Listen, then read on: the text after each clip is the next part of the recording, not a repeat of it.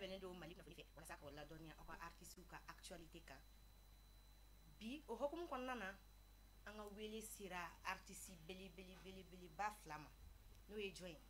bɛɛ lajɛlen bɛ artiste min dɔn le maestro Luka Prod bɛɛ lajɛlen b'a dɔn un producteur un chanteur compositeur il est un peu de tout a filanan ye min ye l'enfant de Bagineda Cheikh B o bisimila an ka studio kɔnɔna na studio in tɔgɔ dalen don studio kura don a tɔgɔ talen don k'a da jeli Bazumana Sissogo la Bazumana ba an ka cɛkɔrɔba dangele a sarada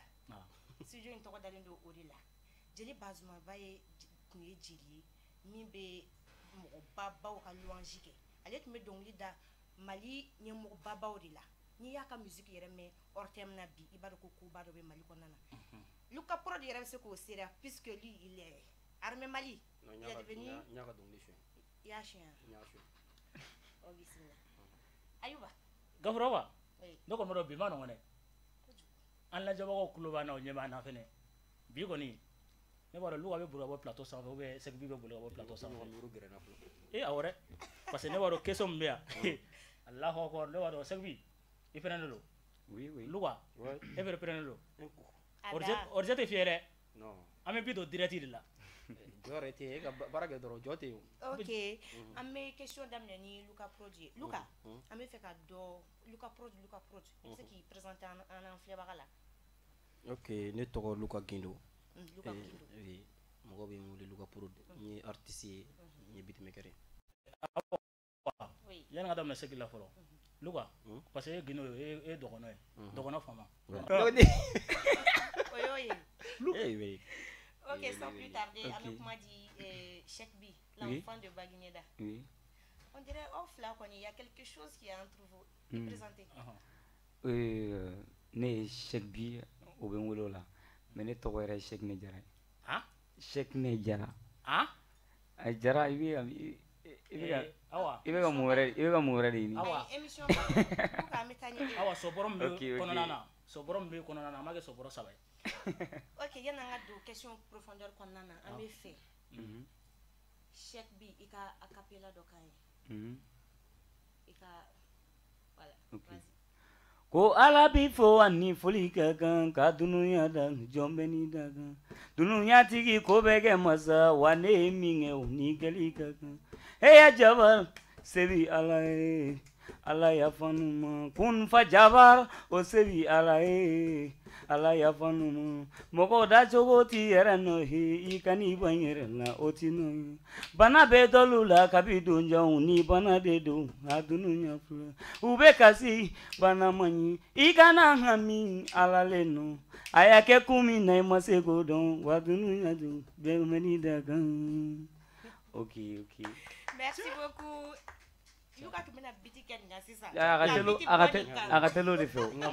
ka baara don dɛ a ka teli o de fɛ a ka teli o de fɛ ok nin sɔn in jɔn de tun pɛrɛnnen don nin kama bon nin ye n ka morceau ye dɔrɔn juste n bɛ Ala remercier ni son min ye tu vois waati bɛɛ n mana hakili jagabɔ toujours n b'a ye Ala de ta ye kow ye quoi ya voilà i b'a dɔn Jarakɛni i ka fɛn min diyara ne yɛrɛ Cheikh B i ka mama fasa in dɛ ko ka ne to moto sanfɛ ne bɛ ka son lamɛn n t'a dɔn dɔ de y'a ci ne ma sur WhatsApp son bɛ ka commencer ka zele fɛ o de ko circulation na mototigiw bɛ ka ko pɔn u bɛ ka kɛ ko ne ma kasi jumɛn na tellement son in donna ne fɛ cogo min na ne kasira ka kasi ne ma kuraja moto pinɛ de fɛnna ji yɛrɛ la kasi ji di yɛrɛ la Ala ni kasi bolo quoi bobo kɛ ni mɔgɔ min ye émission in lajɛ u b'a fɔ ko Ayuba e ka bobo ye e y'a fɔ policiers ɲɛna ko e ye bobo ye e ma sɔn ka vignette jira awa parce que e b'a dɔn mun tigɛlen na parce que Luka de bɛ fɔ k'a bɛ ne produit quoi bo arabu Luka sanjiko min bɛ ta in na i tɛ se ne fɛ yen dɛ ayi mais Luka an bɛ bo arabu kɛ an b'a fɛngɛ quoi ok ni jara Luka an tun bɛ dɔn Luka producteur de la an balila ka nin ye an ma bali ka ɲɛ de la production i nana musique fana daminɛ non n ye musique yɛrɛ de daminɛ o i y'a daminɛ musique de ka sɔrɔ Caco produit mona tolilen Caco dimɔgɔ ba ɲɛgɛlen o tɛ produit kɛ farafin yɛrɛ tɛ produit kɛ k'a b'a yɛrɛ kɛ tubabu ye o de ne ka Chacho produit monatolile chacho di moko banyegele ote produit ke farafin yɛrɛ ti produit ke kaba yɛrɛ kɛ tubabuye tina kɛ tubabuye farafin taara k'i to dɛ chacho suma bɛ a kamakɔrɔ la suma bɛ o bɛɛ ayi a jɔ fɔra sɛbi kuma t'a la dɛ n'an kɔni bɔra kɔni dɔ b'an kunbɛ da la parce que ayi non bon chacho de sabu a to yɛrɛ luga bɛ nin yɔrɔ in na koyi Chacho de sabu an m'o fɔ de kɛra an ka dɔnkili fɔlɔ ye ok o dara année jumɛn na est-ce que c'est pas 2011 2010 2011 2010 2011 oui maintenant an bɛ fɛ ka dɔn o dɔnkilida i nana i ye beatmaker in dege cogo di a nana i la cogo di bon ne ma beatmaker dege parce que avant ne ka don a la ne ko mi se instrument bɛɛ la donc ne ko mi fɔli bɛɛ kɛ n bɛ guitare fɔ n bɛ piano fɔ n bɛ batterie fɔ n bɛ filen fɔ n bɛ jemi fɔ donc n bolo mana bɛn ni mun fɔ quoi donc beatmaker in ordinateur de degeli fɛngɛla ma dɔɔni parce que o y'a sɔrɔ n tɛ se ordinateur la donc chaque semaine n ko mi ordinateur tiɲɛ chaque semaine m'a cɛ a bɛ taa dilanni yɔrɔ la m'a tiɲɛ parce que n kun tɛ n don yɔrɔ ni n bɔ yɔrɔ la n ma deli k'a utiliser quoi donc n bɛ san kelen sɔrɔ la yɔrɔ o yɔrɔ o y'a sɔrɔ n sera déjà ka ban n'o tɛ k'a fɔ ko n ye n dege n kun bɛ fɛn bɛɛ dɔn déjà ka ban quoi mun kan ka don mun na o de kosɔn ni ne ka production caman lajɛ i bɛ live y'a kɔnɔ quoi même ni ye guitare basse mankan mɛn guitare fɔlɔ yɛrɛ b'a fɔ ko guitare basse géré a la de parce que ne b'a fɔ cogo min n m'a fɔ tɛgɛ la cogo min n m'a fɔ piano la ten cogo kelen na quoi faamuyali sɔrɔ olu la Luka an bɛ don min na ko bi Luka n'est plus à présenter ayi a n'a ka dɔnkili Armée Mali en featuring avec Maïmouna Soumounou, Jengsi B, Zigiri Sori. Zigiri Kono. Zigiri Kono. Oui. Ah ok. Kono do. Kono do a bɛ pɛkɛ cɛ. Ah. Allah. Awa. I b'a dɔn Luka ye son bɛɛ da ka fɔra ko ni ye président fasa da dɔn k'i bɛ sa de. A fɔra dɛ. Président jumɛn? N'i ye président de la République n'i y'a fasa da dɔrɔn i bɛ sa de. Vote kɛra ka mun sigi yan? Ni vote kɛra mun sigi? Ne ye mun da vote man kɛ k'o sigi. Ah? Ne ye mun fasa da. Vote man kɛ k'o sigi quoi. Ayi.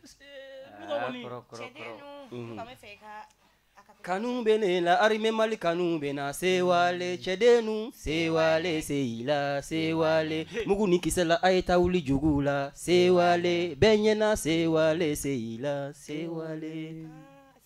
J'ai bien compris la chanson hein. Sewale Seila. Voilà, Sewale quoi. Ne m'a fait comme ne tu yo mais. Sevaria. Ah aïe. Mo ko chama fo Sevaria. Ay mu copier. Ko ino korgadi. Luka muta ko ino korgadi. Luka, comment est-ce que tu as eu l'idée de faire cette featuring avec d'autres artistes? Bon, ego me kan kono ye donc ni da ne ay TikTok sans faire. Après nana biti glan studio la. Nya bla parce que ma me biti glan là c'est avec 30 et 15 minutes 15 minutes 20 minutes donc n ye biti dilan k'a bila dɔrɔn TikTok kan donc a ye sanga sɔrɔ officier baw yɛrɛ ye n wele k'a fɔ n ka kɛ son ye donc n sɔrɔla ka lajɛ a son ni mun bɛ taa n ma minɛ wele Jengsi ani Zigiri Kɔnɔ voilà. Ok. Donc son ye fɛ ci bi dɛ. A ye fɛ kɔni tɛ o a ye fɛ faga de. Ok donc jumɛn de la i bɛna featuring kɛ avec ton ami. Qui? Ton ami. Ni ne dɔgɔnin dɛ. Ne dɔgɔnin yɛrɛ de. E tuma in t'an n'an bolo wa? A dɔgɔnin de don mais a faden de don quoi. Jara ni Gindo. Ayi n dɔgɔnin a a lajɛ kɛ. Est ce que nkalon don wa? A bɔlen. Ou bien n ka verre de bɔ pour y'aw ka dɔn. Awɔ. Ah n'a ye kosɛbɛ. An bɛ tila k'o sereya ten. Voilà. Cheikh B, l'enfant de Baguineda. Oui. A bɛ cogo di? Ça va ça va madame. madame. Muso parti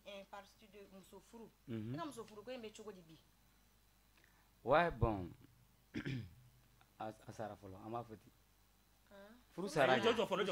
Furu sara ou a sara de? Furu sara fɔlɔ. Furu sara. A sara fɔlɔ o bɛ kɛ o. Muso bɛ taa so fɔlɔ. Mun de kama i bɛ nin kɛ ne la? Mun de kama i bɛ nin fɔ ne la? K'i bɛ n ka bolokolon ɲɛfɔ diɲɛ ye muso kan ka cɛ sutura de. Suba. An ka to ten. Parce que ne wala ni yɛrɛ tɔ bɛ ka ɲaga cɛ. Muso kan ka cɛ sutura. Muso kan ka cɛ sutura de. An lamɛnbagaw a y'a mɛn muso kan ka cɛ sutura. Ouais. Faamuyali sɔrɔ olu la. A y'aw sɔgɔlen to Mali kunnafoni kan an bɛ émission min kɛnɛ kan n'o ye sigidolo ye. Ayuba. Ni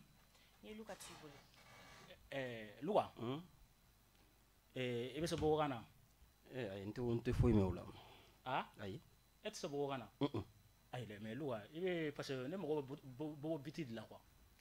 Non. Bogo ka entamé to. Ne bɛ mago bɛ Bogo biti de la. ah ne kɔni bɛ biti dilan ni Segbi refreda bobo refreda bobo kan referen ay refreda bobo do bɛna don a kɔrɔ de refreda bon on t'a fait referen la ay a tɛ fɔ referen sa e t'a fɔ ko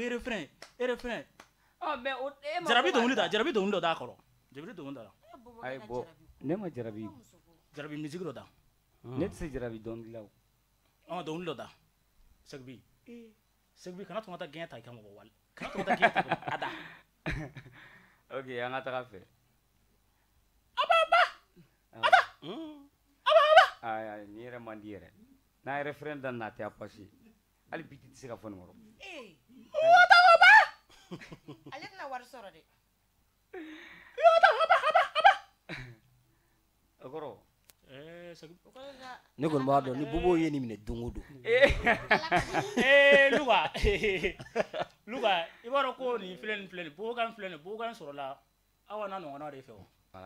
ko nin de ala minɛ ka ne wele ko bobo ko k'ale kɔrɔ a kamalen dɔ sɔrɔ k'o ye bobo o bɛ to ka 2000 de d'ale ma 2000 ko ne ka na don min na ne natɔ bobokɛ yɛrɛ ne ye dɔrɔn parce que bobokɛ kelen dɔ de b'a fa n'a b'a bolo a ye ne ye dɔrɔn a ye 4000 ta ka di ne ma ne de ye n sigi sisan k'a lajɛ ne de b'a la a ye wari d'a ma o tilalen o taara mobili kɛrɛda fɛ jarabi ma nɔgɔ bobo bolo n'i y'i tɛgɛ ma bobo la dɔrɔn bobo bɛ kɛ n'i y'i tɛgɛ ma an y'a to la yɔrɔ min ne ko bon ne bɛ se ka nin émission kɛ ne bɛ se ka bobokan dege nin na bobokan ne nana o la wa Bazumana bɛ k'i filɛ dɛ ayi dɛ ne tɛ taa dɛ a ɲɛ fiɲɛnen don a ɲɛ fiɲɛnen a ɲɛ b'i la koyi ayi ne tɛ taa dɛ an bɛna ɲɛ fiɲɛ a bɛ yeli kɛ koyi an bɛna concert ɲɛnama dɔ de kɛ o ok Luka Prod ne bɛ fɛ ka dɔn quelles sont tes actualités i ka actualité ye jumɛn de ye sisan armée ka actualité ye mun ye ne ta o de n'i ye o ta la dɔrɔn ne ta b'o kɔnɔ quoi Luka mais n'a bɛɛ de f'i ye hali sisan ne bɔra o ko de la Luka kana bila an ka fɛn fɔ o kana minɛ dɛ n ko ni armée ka voilà ni armée i y'a ye a complété kɛ ni armée comme an bɛ transition kɔnɔna na n'o o fɛngɛna Luka ka carrière bɛ kɛ cogo di ne ka carrière fila de bɛ ne bolo ne bɛ ka Mali ta de o de bɛ ka d'aw ma ne ka carrière fila de ye Mali ta ni États-Unis ta o tɛ ɲɔgɔn sira la dɛ voilà donc nin moment in na Mali mago bɛ a den bɛɛ la nin wagati in na donc i bɛ se ka mun kɛ i ka baara la i b'o kɛ quoi mɔgɔ minnu ta ye soudeur ye mɔgɔ minnu ta ye ɲamabɔ ye mɔgɔ minnu ta ye fɛngɛ a bɛɛ kɛ ka ɲɛ quoi anw ta ye dɔnkilida ye an ka marifa ye micro de ye donc an bɛ se ka mun fɔ dɔnkili la n'o de fɔ dɔnkili la voilà donc o kɔfɛ Luka n'a pas d'autre projet ne ka projet bɛ ban wa projet kɔni a tonu de bɛ yen sa ne yɛrɛ t'a dɔn n bɛna projet min fɔ album projet bɛ yen parce que ne ye album fila de kɛ ɲɔgɔn fɛ armée album o bɔra déjà ka ban album filanan bɛ ka bɔ États-Unis donc Mali ta banna parce que Mali ta kɔni kan ka kɛ joona donc o ye armée Mali ye Mali ta donc mun bɛ ka kɛ États-Unis o ye Mali ye donc a bɛɛ bɛ fɛn kelen kɔnɔ mais mun bɛ ka kɛ États-Unis o ye région bɛɛ fɛn ne yɛrɛ tɛna dɔnkili da la ne bɛ fɔli de k'a la a bɛ n'a fɔ n'i taara Gawo tankama bɛ kɛ yen ni i nana Sikaso balani bɛ fɔ yen n'i taara Dɔgɔnɔdugu la Jɛmɛ min bɛ fɔ yen donc an y'o de ta ka kɛ dɔnkili naani ye 8 régions o de kan ka kɛ dɔnkili naani a daminɛna déjà ka ban n ye Dɔgɔnɔw ta kɛ n ye Kɔrɔbɔrɔw ta kɛ n ye Fulaw ta kɛ donc o ma projet ma nɔgɔ dɔɔni n bɛ ka kɛ dɔɔni mais dans 2 mois a bɛ ban comme olu ka album n'an ta fɛnɛ tɛ kelen n'a bɔra olu b'a bila vinyle la u ka jije fɛn belebeleba ye platine donc u bɛ se ka 6 mois kɛ ɲɛna ka bɔ yɛrɛ quoi voilà donc olu ko de bɛ yen Ala ka a tɔ bɛ nɔgɔya amina Cheikh oui on dit quoi ça va i ka actualité ye jumɛn bon pour le moment projet quoi bon projet baara kuraw bɛ yen baaraw caman bɛ yen ouais n ye album min kɛ n'o ye furu ye bon n b'o n bɛ se k'a fɔ a première partie bɔra deuxième partie bɔra bon ça reste troisième partie donc n bɛ se k'a fɔ n ka fɛn n'o ye dɔrɔn u k'u sigi ka troisième partie kɔnɔ a troisième partie mun de bɛna bɔ ah non ne muso bɛna segin de quoi muso bɛ segin ka na voilà dɔw la dɛ n bɛna taa delili kɛ quoi a bɛ segin quoi tu vois n'i ye tora ka ninnu bɔ n'an degela nin na an yɛrɛ b'a ladege dɛ awa question min bɛ n bolo ça s'adresse à tous les deux maintenant sisan aw bɛɛ ye featuring kɛ avant artiste tun tɛ sɔn featuring ma featuring tun ka gɛlɛn parce que dɔw b'a fɔ ko n'olu ye sanga sɔrɔ minnu ma sanga sɔrɔ c'est rare quoi i b'a ye minnu u bɛ featuring kɛ parce que u bɛna tɔgɔ di dɔ in ma pourquoi aw y'a a jaraw ye ka featuring kɛ ni artiste wɛrɛw ye luka an yɛrɛ ɲɛ bɛ ta la a ka ca featuring kɛ ni bɛɛ ye pourquoi mun ye anw fa ni an kɔrɔw sɔrɔ kuma ka gɛlɛn quoi c'est à dire olu kɔni ye ka gɛlɛn yɛrɛ kuma bɛ k'a fɔ i bɛ featuring kɛ n'o ye bon anw tile jara anw bɛnna ni Facebook ni TikTok ni fɛnw ye anw donnen don ɲɔgɔn na quoi bon fɔlɔ an fa ninnu olu ka voyage kɔni ka ca u bɛ taa France u bɛ taa États-Unis temps ba t'u bolo quoi et puis ni artiste denmisɛnnin yɛrɛ taara k'i bɛ featuring kɛ n'u ye a ma nɔgɔ quoi u yeli yɛrɛ ma nɔgɔ kuma bɛ k'a fɔ k'i bɛ featuring kɛ n'u ye i bɛ se k'u ye concert ni fɛnw ni na mais bi bi in na n'i mago bɛ ne na i bɛ mobili ta ou bien i bɛ ka moto ta dɔrɔn i bɛ taa studio la i bɛ ne ye i m'a ye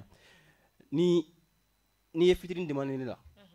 ne tɛ wari ko fɔ ne tɛ foyi fɔ ne b'a fɔ de k'i ka son ci ma ni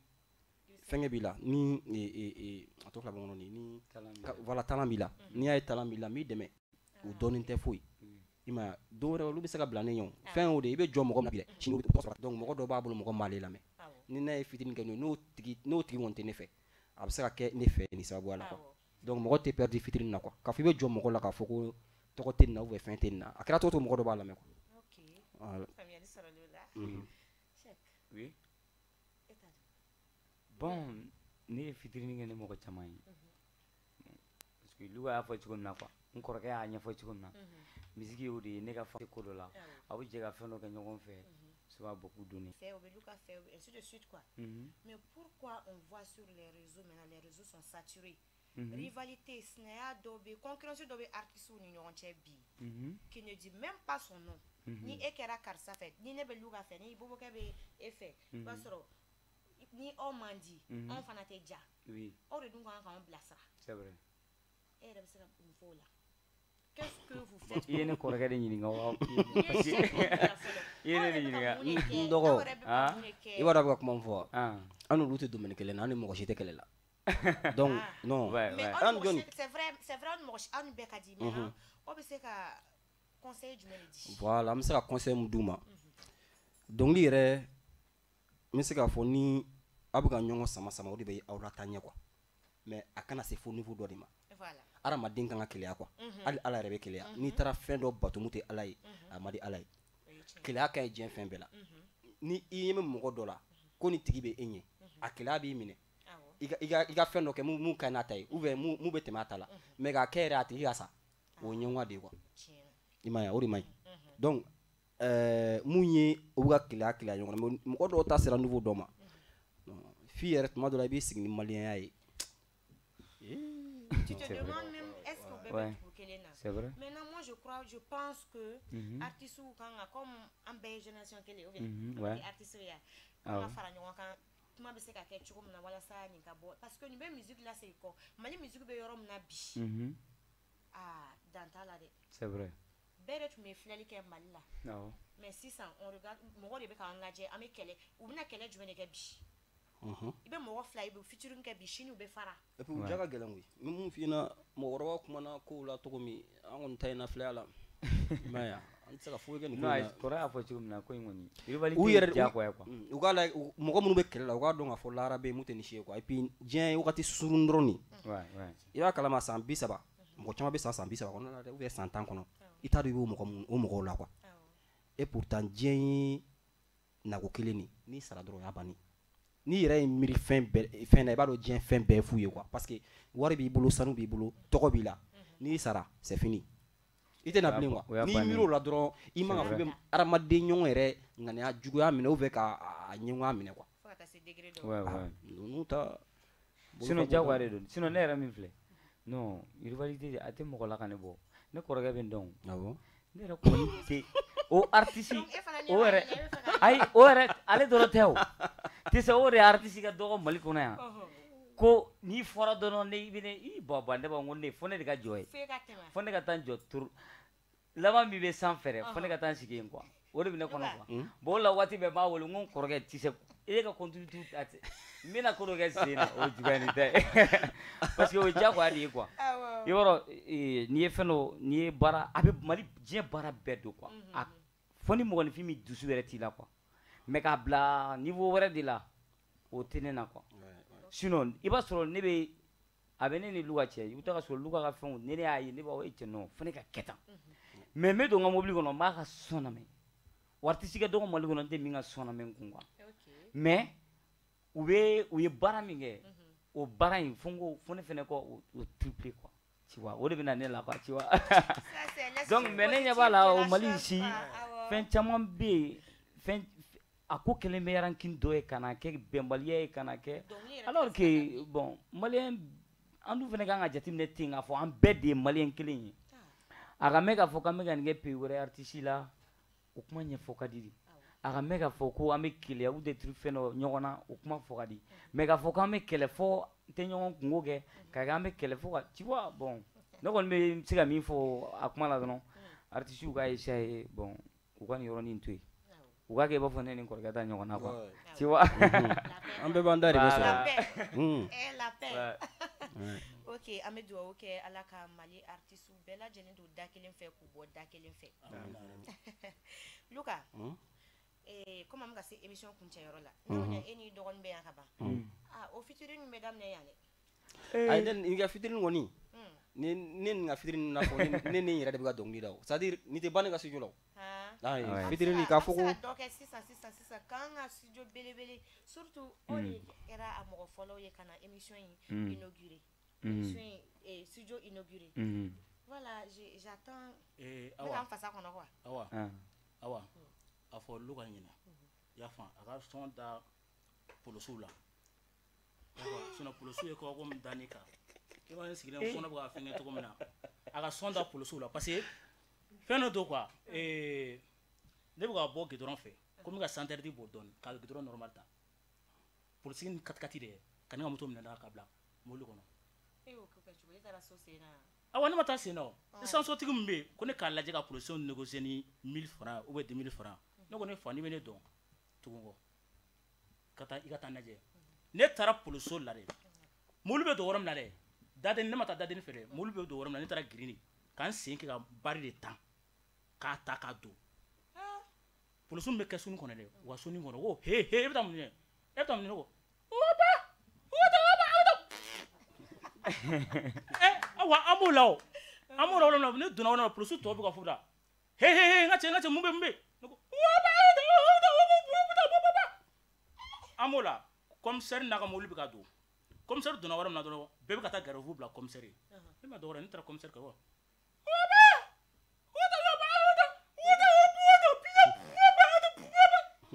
commissaire ka to ko ne ko jɔn de nana ni bobo yan nɔ mun de kɛra ko mun kɛra ka moto minɛ i t'o se fila tuguni ko mun kɛra yɔrɔ min na ne ko ko jɔn ka moto bobo ka moto clé minɛ mɔgɔ si min yɛrɛ ɲɛna ko mɔgɔ min na ka moto minɛ ko a ye na ni clé ne bɛ n ka clé yɛrɛ don ne fini ko commissaire ko wa ta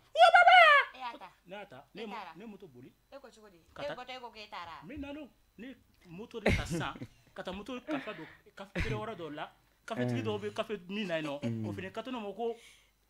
vraiment ko k'ale ne ka image dɔn ne ko awɔ a ne cɛ tɛ ne ko awɔ ne ko k'i hakili to n ka moto la ne donna yɔrɔ min na dadenni fɛ n ma taa don daba fɛ dɛ dadenni de fɛ polisi ko he bɔgɔ kɛ bɛ mun i bɛ bɔ an fɛ yen k'aw kana bisu d'a ma ne taara commissaire fɛ yen i y'a fɔ commissaire ko bɔgɔ kɛ mun kɛra tuguni ne ko ko fatiya secrétaire ka to ko commissaire bobo ka fatiya a tɛ bin dɛ a bɛ kɔrɔta sanfɛ de o hukumu kɔnɔ sisan ninnu bɛɛ bɛ na olu bɛɛ bɛ fatiya ta bobo ka fatiya ma nɔgɔn dɛ a bɛ kɔrɔta sanfɛ commissaire fɛnɛ y'i concentré ka kɛ tan commissaire wa min na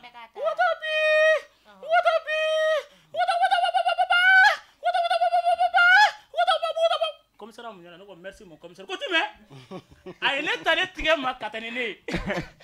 an bɛ accompagner n'o ye bravo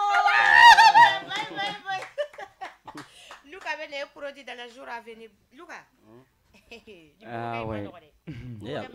ka nugu kɛ min nkalon tigɛ teliman ne nkalon tigɛ yɛrɛ Luka ni o fɔra Asim tɛ na non n tɛ siran bi Luka ma ɲinɛ n ka question kɔ dɛ n bɛ fɛ a ka featuring dɔ kɛ an ka feci ka feci yan yɛrɛ a kɔni a bɛ studio de kɔni kɔnɔ la sa n'a bɔra studio la wagati min a bɛ feci o wagati mais tan kɔni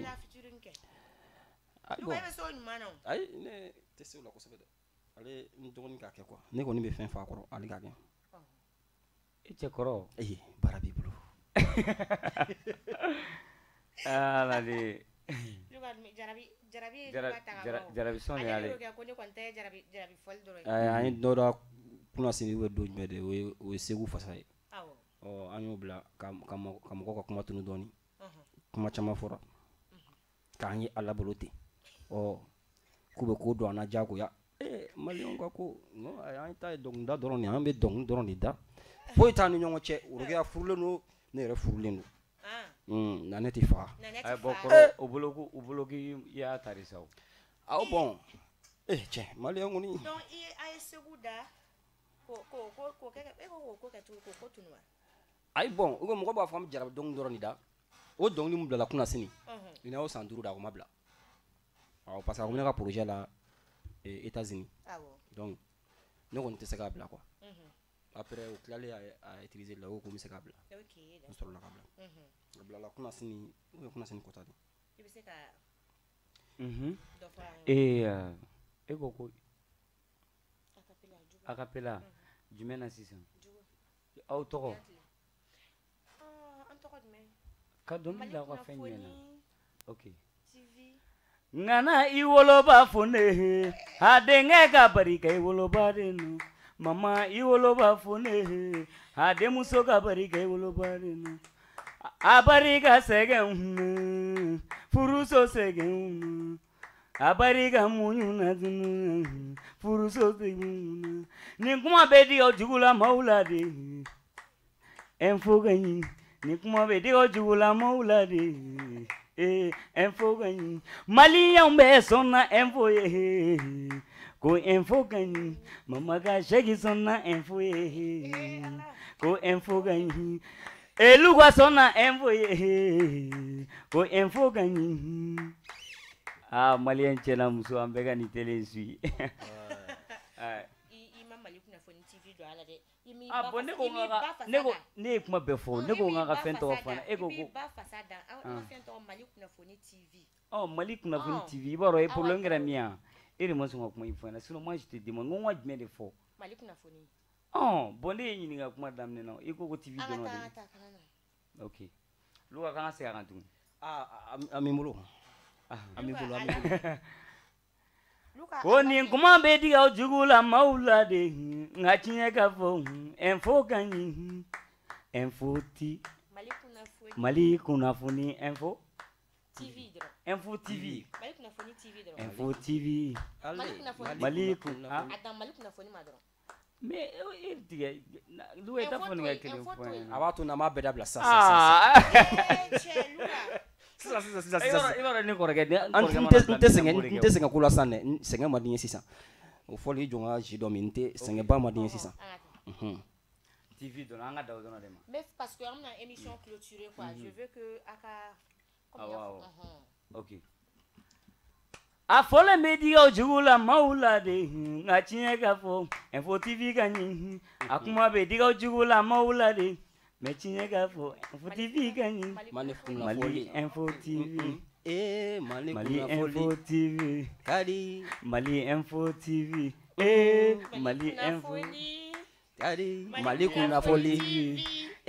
Mali kunnafoni TV kadi Mali info TV Mali kunnafoni TV kadi Mali info TV Mali kunnafoni TV a ka di sa Mali info TV Mali kunnafoni TV a ka di sa kuran ta tutu a ka ɲi ta cɛ ye référent dama ye ok n'a kɛra jeli ta an bɛ suri de wele yan sisan an kana kɛ jeli ta ye n'a ko an b'a kɛ suri ye de wo karisa o kɛ baara dɛ ayi n tɛ ne ko ten ko ni jeliw don n k'a bɛ kɛ suri ye yan sisan an balima Mali kunnafoni lajɛbagaw an bɛ ka Luka Prod avec son jeune frère l'enfant de Baguineda an y'o le suit an ka studio kura kan kɔnɔ min tɔgɔ dalen don Jeli Bazumana Sisoko la u bɔra k'u ka projet fɔ an ɲɛna Luka yɛrɛ ko k'ale ka projet ti ban armée Mali armée ma jɔ tant que armée ma jɔ nka micro gɛrɛ la tant que armée ma jɔ n tɛ jɔ n bɛ jɔ cogo di l'artiste de la a complété n m'a fɔ dɛ i dɔgɔnin de y'a fɔ ko transition kɛ l'artiste de la transition a tɔgɔ kura de y'o ye sisan a tɔgɔ n'i y'a ye dɔrɔn kana fɔ ko lu ka bilen dɛ a fɔ ko transition hali ma se k'a bɛɛ fɔ transition ok an balimaw mali kunnafoni lajɛbagaw ni tun ye émission sigi dolo de ye n'a ta ko fɔlɔfɔlɔ bɛnna Luka Prod ani Cheikh B ma u bɔra k'u ka projet fɔ an ye a bɛ dugawu kɛ an bɛɛ lajɛlen bɛɛ ka se ka yiriwa an b'aw fo